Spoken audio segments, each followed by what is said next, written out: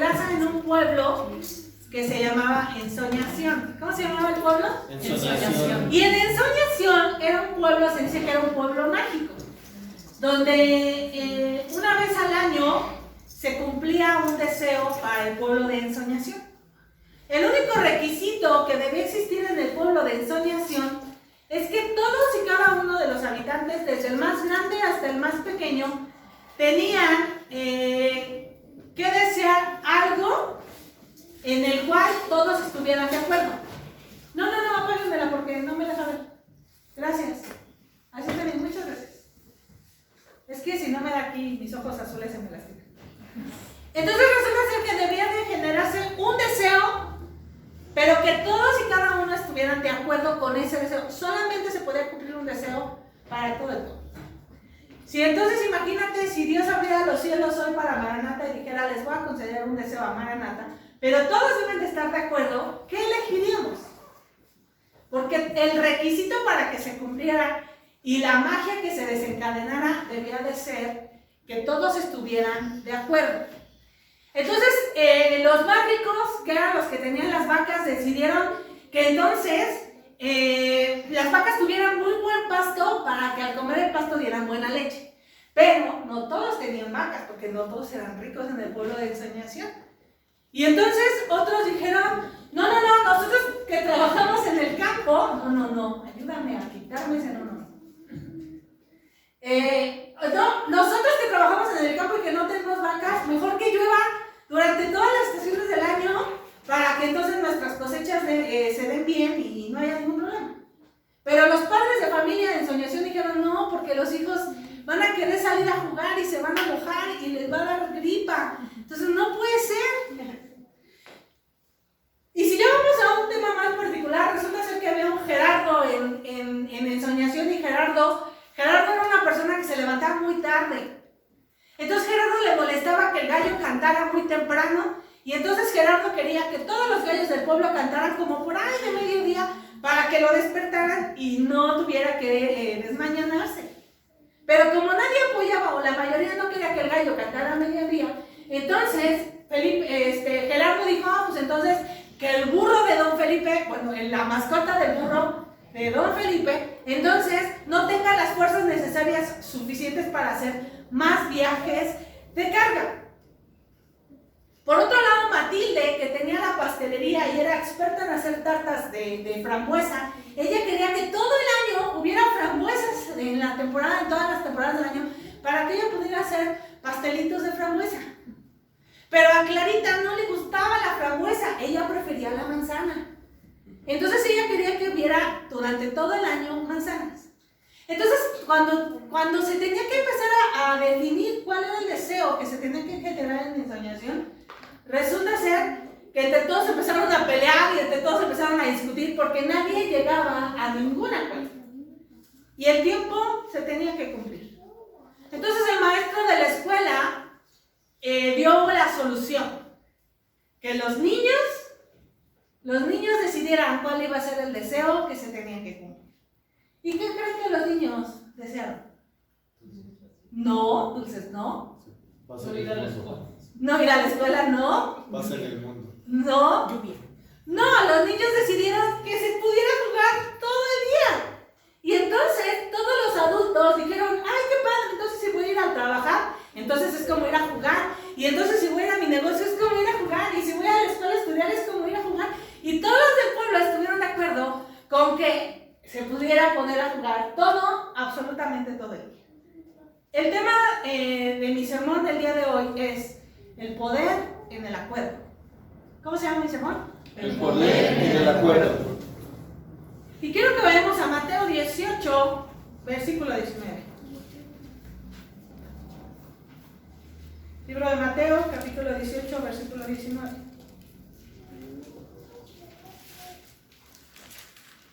La palabra de Dios dice así en el nombre del Padre, del Hijo y del Espíritu Santo. Otra vez os digo que si dos de vosotros se pusiesen de acuerdo en la tierra acerca de cualquier cosa que pidieren, les será hecho por mi Padre que está en los cielos. ¿Lo repetimos todos juntos? Otra vez os digo que si dos de vosotros se pusieren de acuerdo en la tierra acerca de cualquier cosa que pidieren, les será hecho por mi Padre que está en los cielos. Esta es una promesa de tantas promesas que la Escritura nos da, que Dios tiene para nosotros.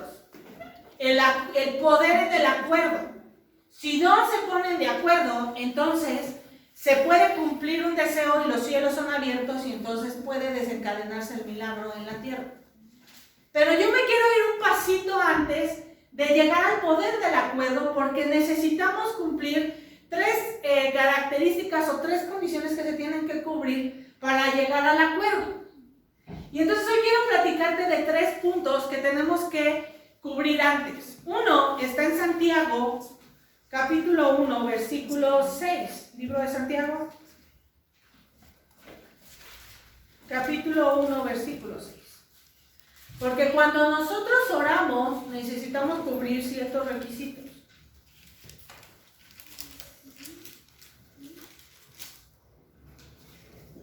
Santiago dice, pero pida con fe, no dudando nada, porque el que duda es semejante a la onda del mar, que es arrastrada por el viento y echada de una parte a otra.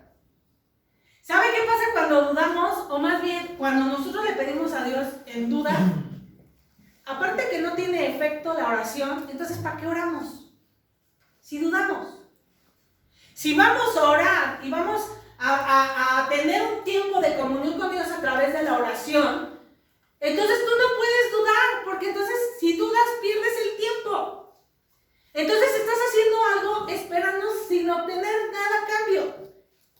¿Para qué oramos? ¿Para qué pierde usted el tiempo orando si cuando ora no le va a echar toda la carne al asador de decir voy a pedir con fe? E incluso la Biblia dice que si necesitas fe, no necesitas tener fe como montones y montones de montañas. Con un grano de mostaza, dice, como si tu fe fuera de un grano de mostaza, con esa fe Dios podría actuar a nuestro favor. Pero entonces Santiago dice, si vas a pedir, pídelo con fe, no dudando de nada. Porque ¿sabe qué pasa cuando uno duda? ¿Cómo son las olas del mar? ¿Todos han ido al mar? ¿Han visto películas del mar? Muy bien.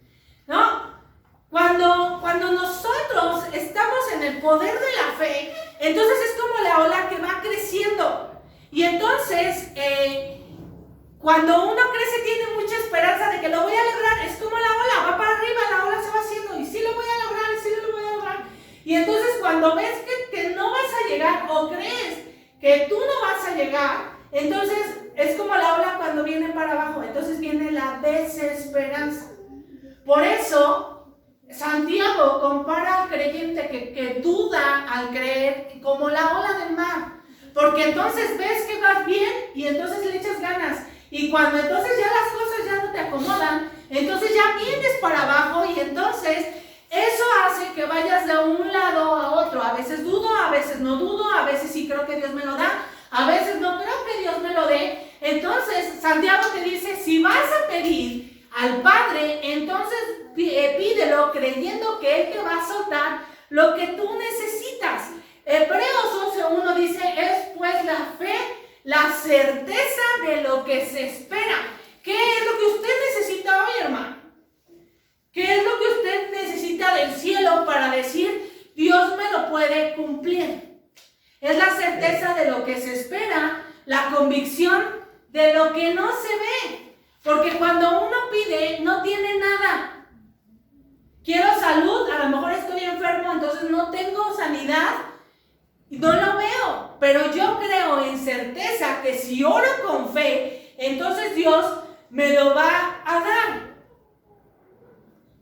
A nuestros ojos es algo imposible. Y es un tema que en la Iglesia Impredecible hemos estado recalcando los martes. Porque acuérdense que para que Dios pueda mover su mano a favor de la iglesia, necesita ver en ti fe.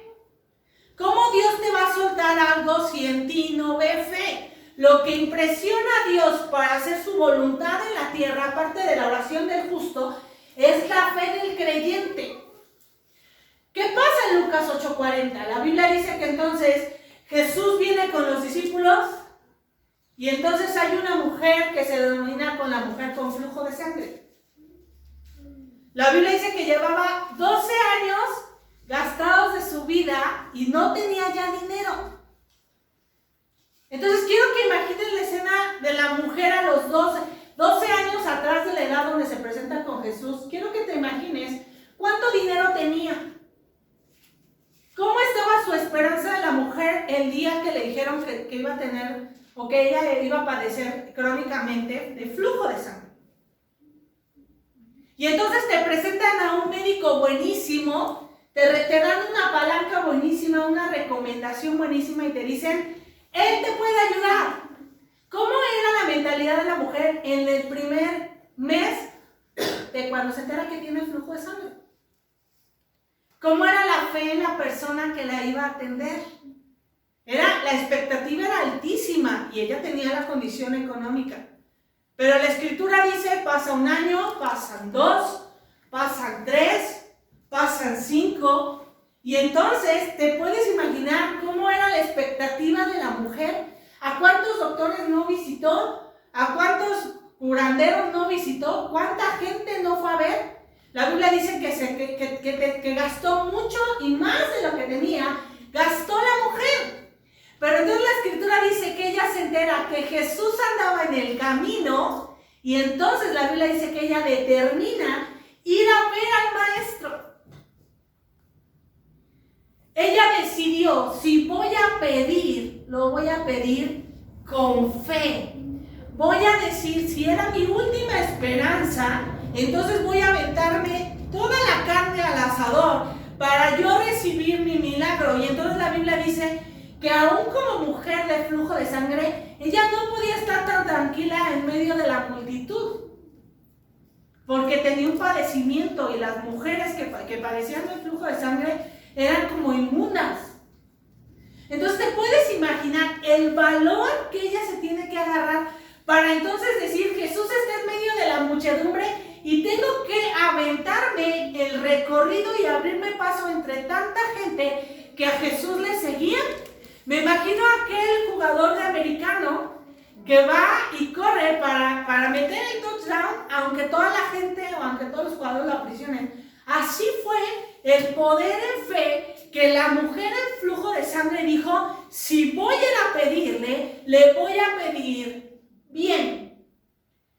No dudando, porque ya no tenía esperanza. La Biblia dice 12 años y todo lo había gastado. Entonces la Biblia dice que cuando se encuentra con el Señor Jesucristo, vamos Lucas 8:48, la Biblia dice, se encuentra con el Señor Jesús y después de hacer las indagatorias de por qué salió poder de él, la Biblia dice en el 48, y él le dijo, hija, tu fe te ha salvado. ¿Qué es lo que detona tu milagro? Tu fe, no es mi fe. Es tu fe. Es la decisión que tú tomes de que aunque ya pasaste por muchas palancas, aunque ya pasaste por muchos doctores, aunque ya pasaste por muchos contactos, tú decidas poner tu fe sabiendo que si lo vas a pedir, pídelo bien. El que pida con fe sabiendo que lo va a recibir. ¿Y qué pasa con Bartimeo? La Biblia dice entonces, con el ciego Bartimeo, Marcos 10, que entonces Jesús sale de Jericó y viene otra vez con toda la muchedumbre caminando. Y entonces la Biblia dice que al pie del camino está un hombre ciego gritando, Maestro, hijo de David, ten misericordia de mí. ¿Cuántos años llevaba Bartimeo ciego, hermano? Vaya usted a saber, pero de que estaba ciego, estaba ciego. ¿Qué determina que Bartimeo, cuando sabe que Jesús va a pasar por Jericó, va saliendo de Jericó, qué determina que Bartimeo entonces se aviente el grito para pedir ayuda? ¿Sabe qué? Bartimeo sabía que si iba a pedir con fe, porque el maestro venía saliendo de Jericó e iba a pasar por el camino donde él estaba. Entonces la escritura dice que cuando Jesús, y luego aún más, hermano, voy a esto, la Biblia dice que él gritando, maestro, hijo de David, Jesús, hijo de David, ten misericordia de mí. La Biblia dice que la multitud lo callaba y le decía, cállate, deja de estar dando la lata al maestro. ¿Y a cuántos de nosotros, en medio de una crisis, en medio de un problema, cuánta gente nos dice, ¿por qué le pides a tu Dios si tu Dios no sirve para nada?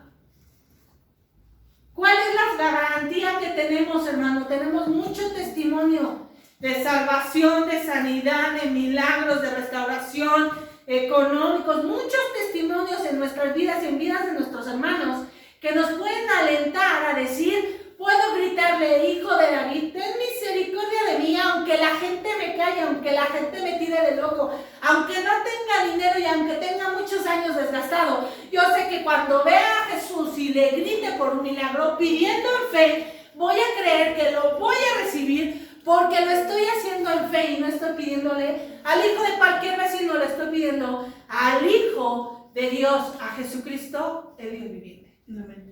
Y entonces la Biblia dice que entonces Jesús, y vamos a Marcos 10, cuando escucha a Bartimeo gritar, Marcos 10, 52. Desde el 51, por favor.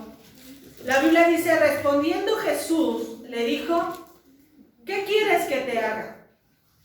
Y el ciego le dijo, maestro, que recobre la vista.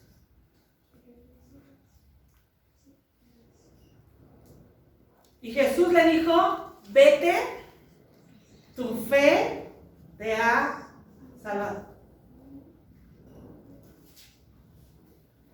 Si vamos a pedir, tenemos que pedir en fe. Si no lo vamos a pedir, hermano, mejor no lo pida.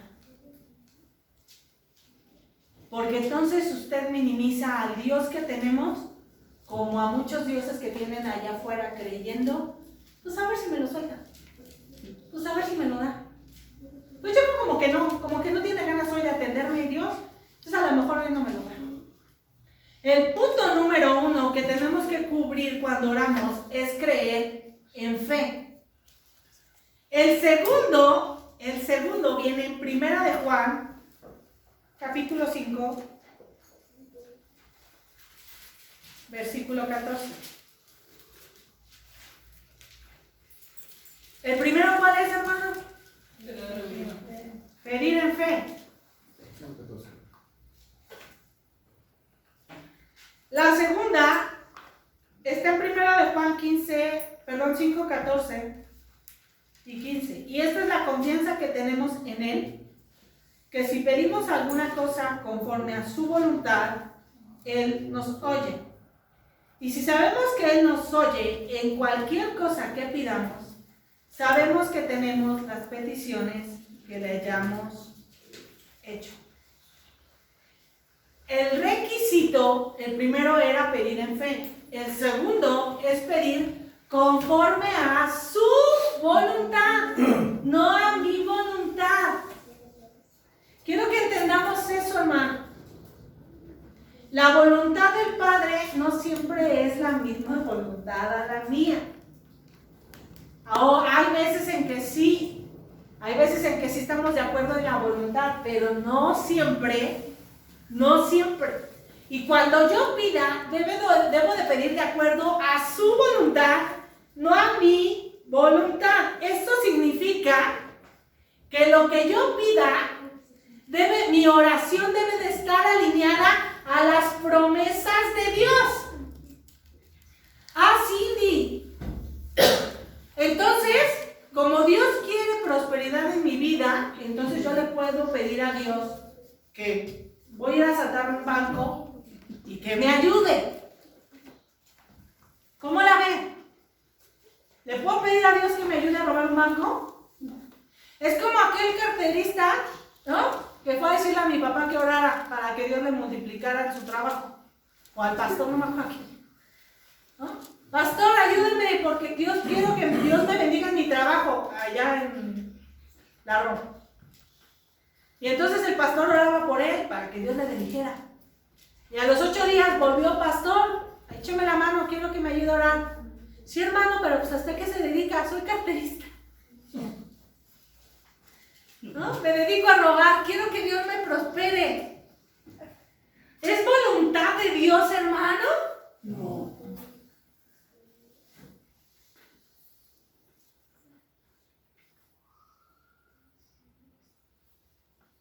La voluntad de Dios, e incluso, fíjense esto, la Biblia dice que cuando Jesús está en el Getsemaní, vamos a Mateo 26, el mismo Señor Jesucristo, hecho hombre, la Biblia dice que entonces Él está sufriendo en su humanidad por lo que está padeciendo y va a padecer. Mateo 26.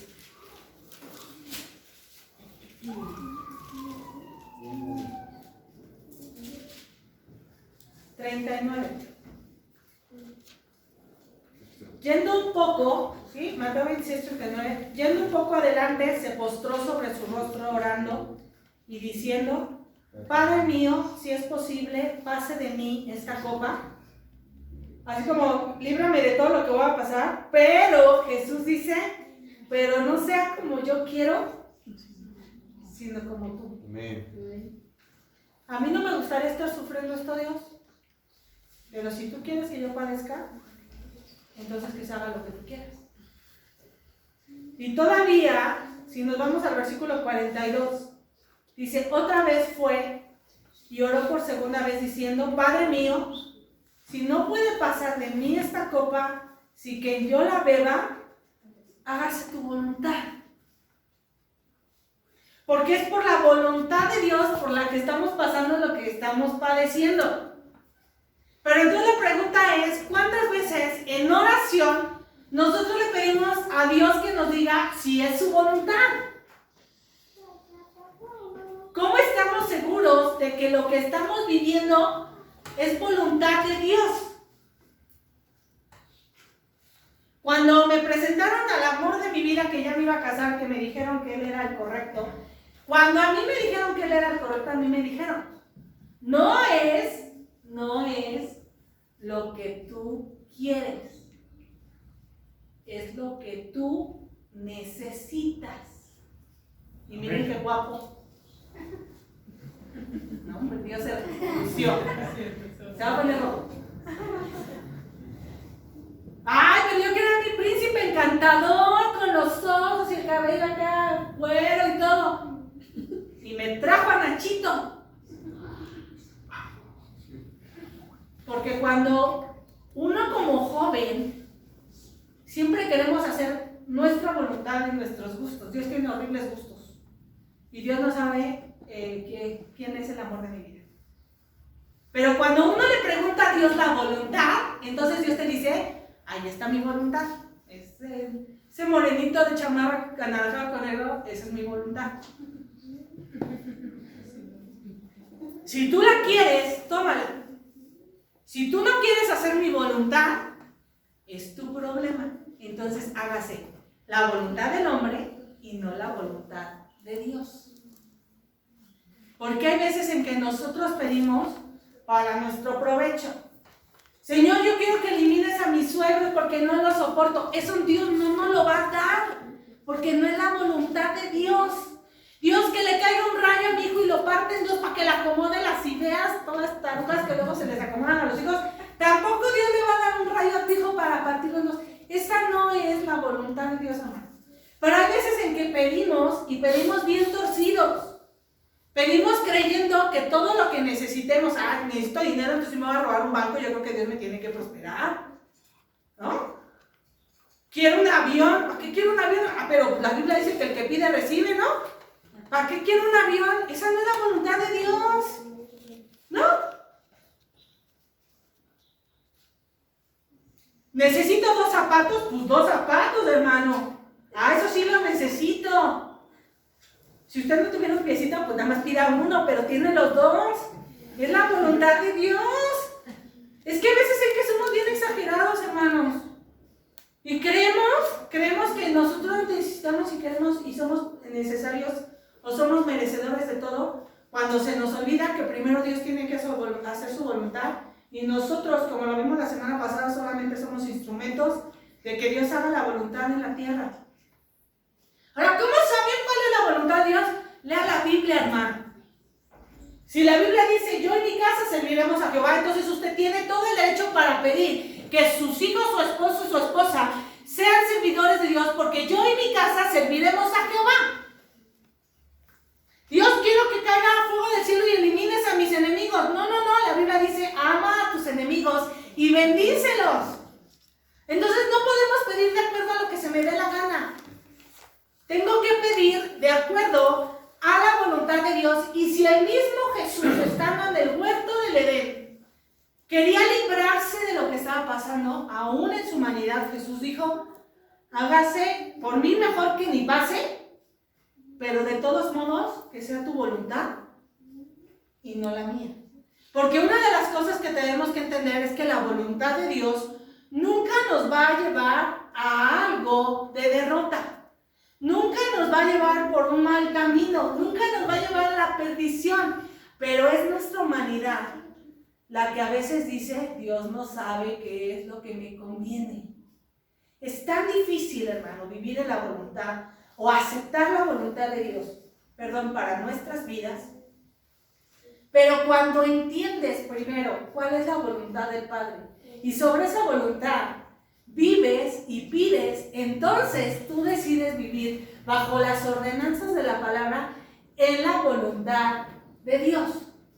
Pero hay mucho creyente que pide creyendo que entonces somos acreedores. Yo les compartía, había una mujer con la que platiqué y me decía, es que la Biblia dice que yo tengo que tener dinero. Y no tengo dinero, ¿por qué no? La Biblia no dice que usted debe tener dinero. Eso está mal. O sea, sí debemos de tener lo justo y Dios da. Y no he visto justo desamparados de la Biblia ni su simiente que mendiga el pan. Pero hermano, ¿por qué debo de tener? Ay, entonces me voy a ir a Suiza a abrir mis cuentas y ahí que Dios... Es como cuando en alguna ocasión platicamos, ¿no? ¿Por qué Dios no nos manda un arco para pagar la renta? ¿No? Ya nos libramos, ¿no? Ay, esa no es la voluntad de Dios, hermano. Aunque sea la nuestra y así ya nos libramos, olvídelo. Si vamos a pedir eso, Dios nunca nos lo va a dar. Tenemos que ser aterrizados en lo que pedimos, porque primero es la voluntad de Él y luego va nuestra voluntad. Aunque no nos guste, aunque no estemos de acuerdo en que la voluntad de Dios no vaya acorde a la mía, si la puerta no se te abre, es porque Dios decidió que así fuera su voluntad. Porque a veces entonces la puerta se abre y es voluntad de Dios, pero cuando no se abre, entonces me aferro hasta que el que toca se le abrirá y me tocaré y tocaré y tocaré y tocaré. Pero la pregunta es, ¿has preguntado cuál es la voluntad de Dios para lo que estás haciendo? La Biblia dice que con David, por ejemplo, antes de que él fuera a la batalla, primero consultaba a Dios. Dios, ¿me los entregarás en las manos? Y entonces ya Dios decía, sí, ve, te los entregaré. Ah, qué diferente. Y cuando los reyes se pasaban de listos sin consultar a Dios, entonces las cosas tenían un giro diferente. Porque es por la voluntad de Dios y no es por mi voluntad. Entonces el primer punto es pedir con fe. El segundo, de acuerdo a la voluntad de Dios. Y el tercero viene en Salmo 66, 18.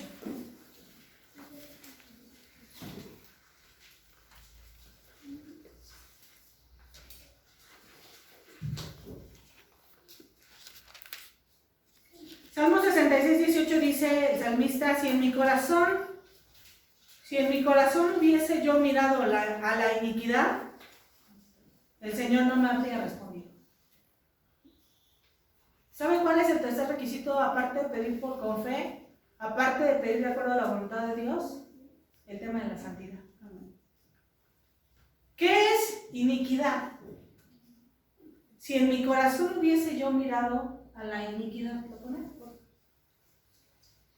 El Señor no me habría escuchado. ¿Qué es iniquidad? Iniquidad es cualquier pecado. Porque el pecado cierra la comunicación con el Padre. Vamos a Isaías 59. El pecado hace que Dios quite su oído de nuestra vida. Isaías 59, versículo 1, 2 y 3. He aquí, no se ha cortado la mano de Jehová para salvar, ni se ha agravado su oído para oír. Pero vuestras iniquidades han hecho división entre vosotros y vuestro Dios, y vuestros pecados han hecho ocultar de vosotros su rostro para no oír. Porque vuestras manos están contaminadas de sangre, vuestros dedos de iniquidad, vuestros labios pronuncian mentira, habla maldad vuestra lengua. Mi pecado es aquel que impide que Dios ponga su oído a la tierra para oír mi voz. Así que nosotros no podemos vivir fuera de la santidad del Padre, porque Dios dice, yo soy santo, y ustedes tienen que ser santos, porque yo soy santo.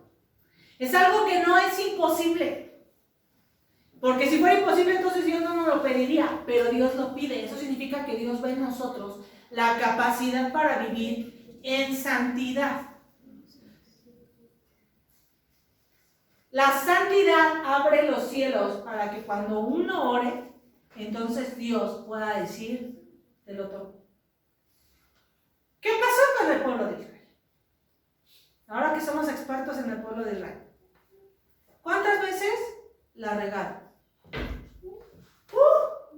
Y la verdad es que me da tanta tristeza, porque yo digo, ay, nos quejamos y los criticamos y ellos son iguales, ¿no? O peores. Por no vivir en santidad. ¿Cuántas veces Dios alejó su rostro y su oído para oír al pueblo de Israel? Por no vivir en santidad. Y si nos vamos después, cuando entonces el pueblo pide reyes, y ahora vimos todos los reyes, ¿cuántos reyes hicieron la voluntad de Dios? Tanto los del norte como los del sur. ¿Cuántos reyes la Escritura dice que fueron buenos a los ojos de Dios? Fueron contados, hermanos. Contados. Todos los reyes, la mayoría, hicieron lugares altos para adorar a Baal y a otros dioses, y a nuestro Dios se les olvidó. Prefirieron vivir en su pecado, y por eso la Biblia dice que entonces unos llevan cautivos a Babilonia y otros se fueron cautivos. Porque la iniquidad, el pecado, es aquel que trunca la comunicación con el Padre. Entonces hay tres cosas que como creyentes tenemos que hacer cuando oramos. El primero es orar con fe. El segundo es de acuerdo a su voluntad. Y el tercero es vivir en santidad. Muy bien. Ahora, teniendo esas tres cosas, orar con fe de acuerdo a su voluntad y en santidad, ¿te puedes imaginar lo que hace una persona que ora, por ejemplo, su servidor? Oro con fe, oro de acuerdo a su voluntad y oro en santidad. ¿Qué poder hay en mis labios cuando yo oro, cuando oro con esos tres requisitos?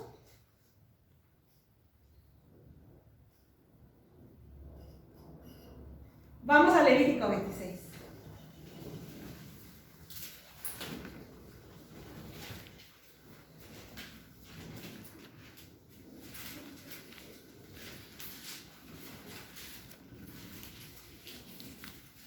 Veintiséis, 7.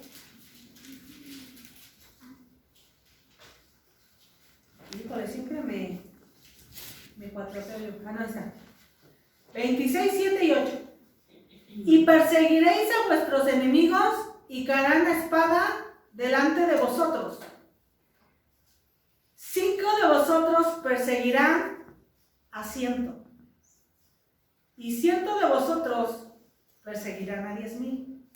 Y vuestros enemigos caerán a filo de espada delante de vosotros. quiero que entiendan esto. Si uno tiene el poder de la oración, cuando se habla en fe, de acuerdo a la voluntad de Dios, y en santidad, ¿te puedes imaginar lo que yo logro sola? Pero ¿qué más puedo alcanzar? Ven, Hugo. Ven. Hermano Hugo. No porque sea chileno, pero párate aquí. Porque mi hermano. No ande buscando a chilenos para orar. Pero ¿te puedes imaginar qué pasaría si encuentro a otro creyente que ore en fe, de acuerdo a la voluntad, y que viva en santidad? Y entonces, ¿qué pasaría si yo me encuentro, ven Nico, si me encuentro a otro que ore en fe, de acuerdo a su voluntad y en santidad? Y luego me encuentro, ven Ale, me encuentro a un ¿cuántos son? 4. Y luego ven Alon, y me encuentro a otro. Quiero que entiendan la proyección de Levítico. Dice, 5 de vosotros perseguirán a 100. A ver los matemáticos de la congregación, saquen sus calculadoras. Vamos a hacer una regla de 3. Entonces dice, si 5 de vosotros van a tronarse a 100, entonces la pregunta es, ¿cuántos tronaríamos siendo 100 nosotros? ¿Cuántos? Si 5 es a 100, 100 es a 500. no, 200. no, 100 por 100 entre 5. Ay, de veras, voy a hablar con sus maestros. Entre 5, 500, ¿sí no? ¿Cuánto es? 2000. 2000. Si 5 de vosotros hacen huir a 100, chequen esto. Debería de ser que entonces 100 hagan huir a 2000, pero en la matemática de la matemática del cielo, la Biblia dice, ¿y 100 de vosotros perseguirán a cuántos? 10,000. Son muchos más de lo que la matemática humana está dando.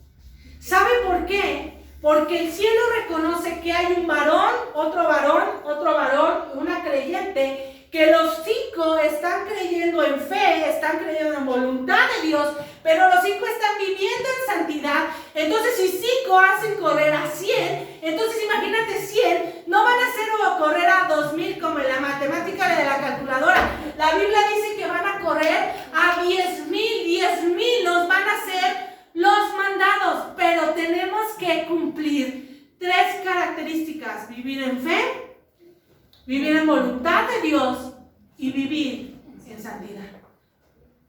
Pero donde uno no crea, no lo lograremos. Pero donde 2 no crean, no lo vamos a lograr. Gracias, hermanos. Ahora ven para acá.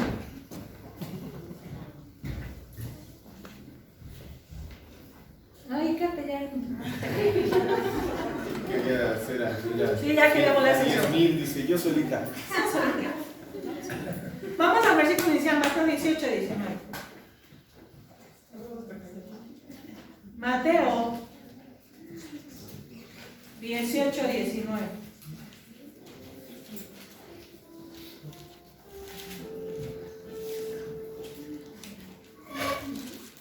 Bueno, no sé. Mateo 18, 19 dice, otra vez os digo, que si 2 de vosotros se pusieren de acuerdo en la tierra acerca de cualquier cosa que pidieren, les será hecho por mi Padre que está en los cielos. Chequen esto, en el antiguo griego, el ponerse de acuerdo es sinfonizar. Estar de acuerdo significa sinfonizar. ¿Qué es sinfonizar? Lo que hace una orquesta cuando toca. Toda la orquesta no es como la orquesta de Maranatha que luego andamos todos por perdidos. Es en otra iglesia. Toda la orquesta toca en un solo tono.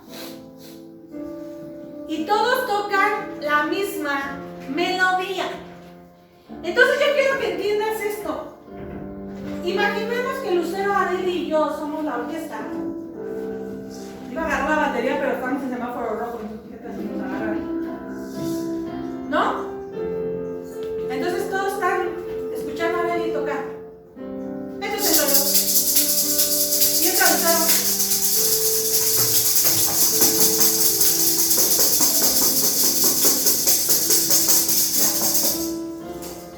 Eso no es sinfonizar.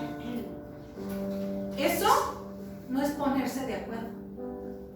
Porque no estamos tocando en el mismo tono y la misma melodía. Cuando yo entiendo que tengo que estar en el mismo tono y en la misma melodía, entonces yo tengo que oír qué es lo que está tocando. Y entonces Lucero entra primero con Mari.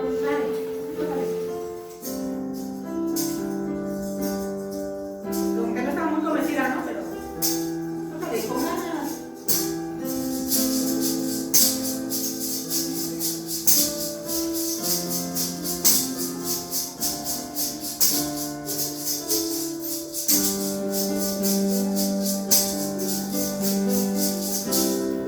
Ahora, quiero que entiendan esto. El sinfonizar dice que todos debemos de tener el mismo tono. El tono es que las tres tenemos que orar con fe. Tenemos que orar en la voluntad de Dios. Y tenemos que orar en santidad. Ese es el tono en el que las tres podemos sinfonizar. Si vamos a orar para correr a 100, entonces las tres tenemos que cumplir, como el ejercicio de los 5, las tres requisitos. Y si vamos a tocar la misma melodía es el mismo deseo, el mismo sueño y el mismo anhelo. Yo no puedo cantar con... ¿Qué coro es ese que está tocando? No puedo estar... Es alabanza, adoración, lo que te ofrezco, Señor. Yo no puedo estar cantando con esa música en los montes y en los valles. Y ella no puede estar cantando alabaré, mi Señor. Tendremos que estar cantando las tres, esa alabanza, adoración, lo que te ofrezco hoy, Señor. Cuando alguien en la tierra se pone de acuerdo, es porque los que integran la sinfonoracización, la orquesta, están entendidos que van a orar en fe, creyendo que lo que piden se les va a dar. Van a orar de acuerdo a la voluntad del Padre, no de acuerdo a mis intereses. Y van a orar de acuerdo a una santidad que Dios exige para los creyentes. Cuando usted decida en el chat y vea una oración, su oración se va a hacer efectiva cuando usted cumpla los tres requisitos.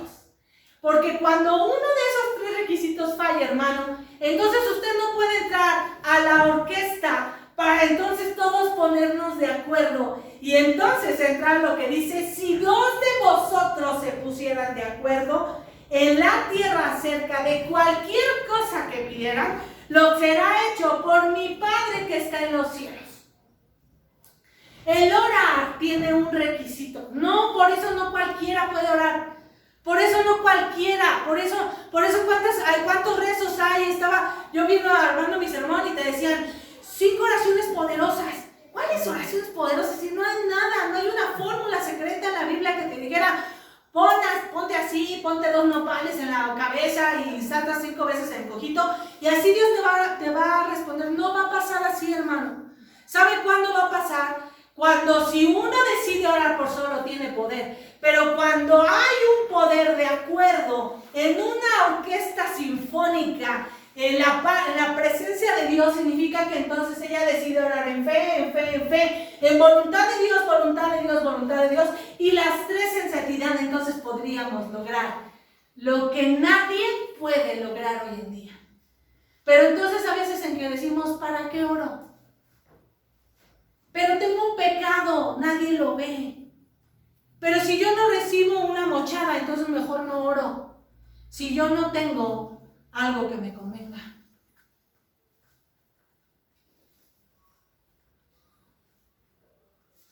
Gracias. Ahora ya quédate. Hechos 1:4, la Biblia dice que entonces los discípulos se ponen unánimes en oración, porque tenían que designar al sucesor de Judas. Unánimes. No pidieron otra cosa. La petición era: ¿quién va a seguir con el ministerio de Judas? Y en una cuadra después, Hechos 2:1, la Biblia dice que entonces todos unánimes en oración pidieron al Padre la venida del Espíritu Santo, y fue cuando llegó Pentecostés. Y luego, Hechos 12, la Biblia dice que Herodes encarcela a Pedro. Y un ángel de Dios rescata a Pedro de la cárcel y lo saca. Y la Biblia dice que entonces cuando Pedro llega a la casa de María, madre de Juan, y toca la puerta, la Biblia dice que entonces todos estaban orando adentro, unánimes, para que Pedro fuera rescatado. Y era bien chistoso porque orando, y cuando ven a Pedro no se la creen, ¿no? Ya la contestación no había sido dada y no creían que era Pedro el carne y hueso. Pero la Biblia dice que estaban todos unidos orando por un hombre que estaba encarcelado injustamente. Y orando todos y perseverando en oración, entonces la Biblia dice que entonces cuando Herodes va a abrir la puerta ve que es Pedro. Porque la iglesia antigua, la iglesia primitiva, entendió el poder de la oración, el poder de estar de acuerdo. Así que cada uno de nosotros debemos entender que es importante vivir en santidad, hermano. Usted no puede nada más vivir en santidad el domingo y venir al templo. No. Usted no puede decir, pues voy a veces a vivir de acuerdo a la voluntad de Dios y a veces no. Y si va a pedir, entonces eche la carne al asador creyendo que lo va a recibir. Por eso, hermano, no puede pedirle ayuda en oración a cualquiera. Porque si la persona que le voy a compartir mi petición no tiene fe, ¿usted cree que va a formar parte de los 5 con lo que vamos a hacer correr a 100? Y si está en pecado, tampoco le puedo pedir ayuda, porque no me va a sumar, no vamos a lograr el objetivo que requerimos. Y si alguien va a orar de acuerdo a la voluntad egoísta de cada uno, tampoco lo va a lograr. Por eso usted no puede compartirle a cualquier persona su petición, no puede compartirla a la gente no creyente, porque la gente no creyente ni vive en santidad, ni sabe lo que es fe, y menos hace la voluntad del Padre. Usted tiene que juntarse con alguien que tenga el mismo nivel de fe, la misma santidad en fe, y creyendo que hace la voluntad del Padre. Porque si no, el poder del acuerdo no puede funcionar. El 29 de agosto tenemos el servicio de oración. Por eso hay temas. Por eso vamos a estar orando en específico. Y nos vamos a poner de acuerdo para que entonces logremos el de repente del cielo. Si usted se pudiera poner de acuerdo con su esposa en oración, hay poder de acuerdo. Y si se pone de acuerdo con su hijo, hay poder de acuerdo. Y si se pone de acuerdo con su hermano creyente, hay poder de acuerdo. Así que no minimice, hermano. No minimice a veces, es que tengo que ir a la iglesia, qué flojera ver a los hermanos. No. Y a lo mejor no todos tenemos la cara de confianza para venir a contar. Pero si usted ve en alguien que es un hombre de fe, mujer de fe, una persona que vive de acuerdo a la voluntad de Dios y que vive en santidad, esa es una persona que usted le va a poder ayudar a hacer el equipo de 5 para correr a 100 personas. Por eso nos tenemos que esforzar todos los días a vivir en voluntad de Dios, en santidad, y cuando nos atrevamos a pedir en fe, digamos, se va a hacer. que yo quiero que cierren sus ojos.